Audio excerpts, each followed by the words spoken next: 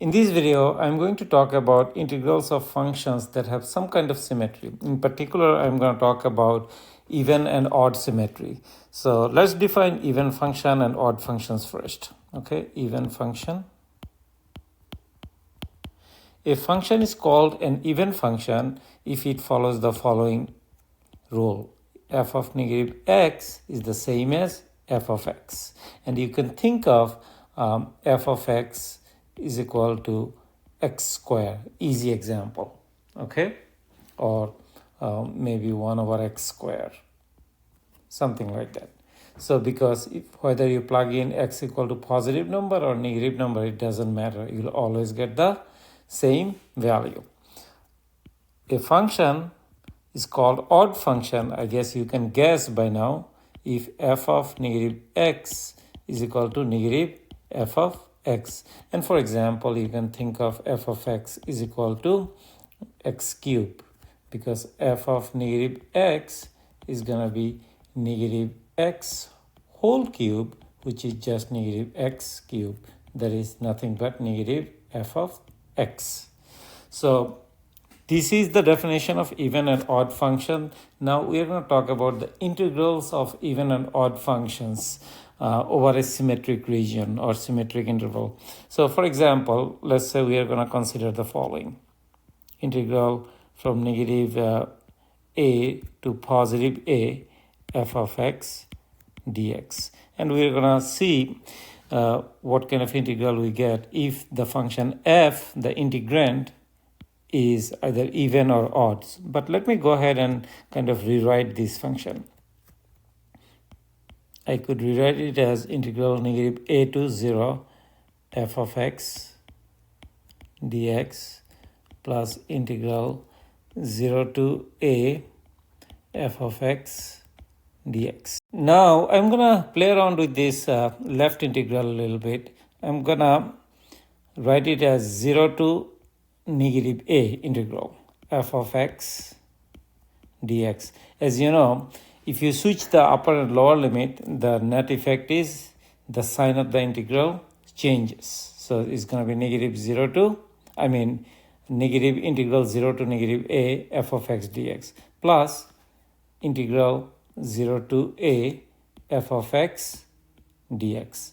Now what I'm going to do, I'm going to do a little bit of substitution here. Let's say my u is equal to negative x, then my du is going to be negative dx. Now I'm going to play around with this integral a little bit. Look, this is negative integral 0 to negative a f of x dx. Now my du is equal to negative dx. That tells me dx is equal to negative du.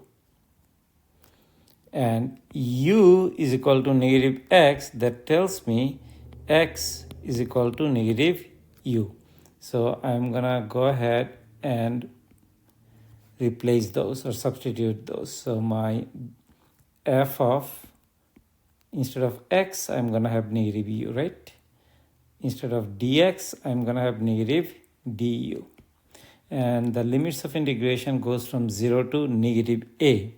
So now, if u is equal to negative x, okay, when the value of x is negative a, then it's going to be that u is equal to a. So this is going to go up to a.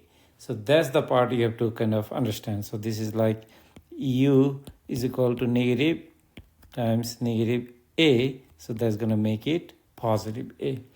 So now this integral becomes, there is a negative here, they're going to cancel out. Integral 0 to a f of negative u du. Now what I'm going to do, I'm going to rewrite the integral. So integral negative a to a f of x dx is going to be equal to integral 0 to a f of negative u du plus integral 0 to a f of x dx. At this point, I'm going to consider the symmetry. okay? So if f is an even function, in that case, you're going to have f of negative x is the same as f of x. So for even functions, I'm going to have this. So integral negative a to a f of x dx is going to be this integral, which is going to be just integral 0 to a f of x dx. Why?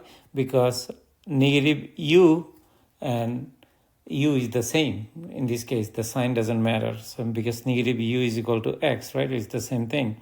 Plus integral 0 to a f of x dx, which is nothing but 2 times integral 0 to a f of x dx. However, what happens in the case when the function is odd, where f of negative x is actually equal to negative f of x? In that case, integral negative a to a f of x dx is going to be integral 0 to a. Look at this. Now this is not going to be equal to f of x because it's not the same, right? Because f of negative x is negative f of x. So this in turn is going to become f of u du, but there will be a minus sign because f of negative u is going to be negative f of u plus integral 0 to a f of x dx.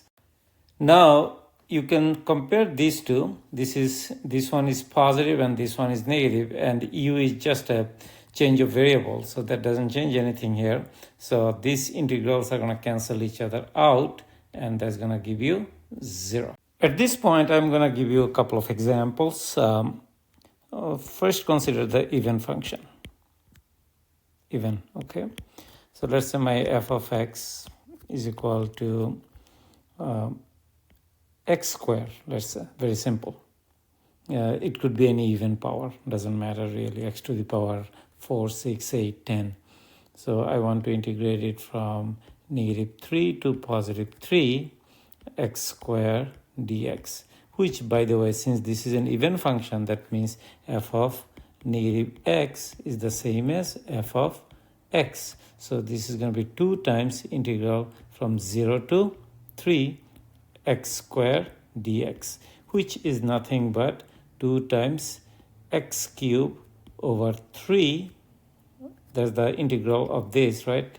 Using the power rule, evaluated from 0 to 3. So now if I plug in these values, I'm going to get 2 times 3 cubed over 3 minus, for 0, this term is going to disappear. So that's going to give you 2 times 3 square, that is going to be 2 times 9, which is just 18. Now let's consider an odd function now. My function is f of x is equal to 1 plus x squared times sine of x. As you can see, f of negative x is going to be 1 plus negative x whole square, which is x squared, right, times sine of negative x, which is negative sine of x, right? So negative 1 plus x squared sine of x, that's just negative f of x. So this is an odd function. So if I want to integrate it from, let's say, negative 2 to positive 2, 1 plus x squared sine of x dx is going to be the same as what? 0, because odd functions, they cancel each other out. So the answer is 0. I hope that this discussion was helpful. Thank you very much.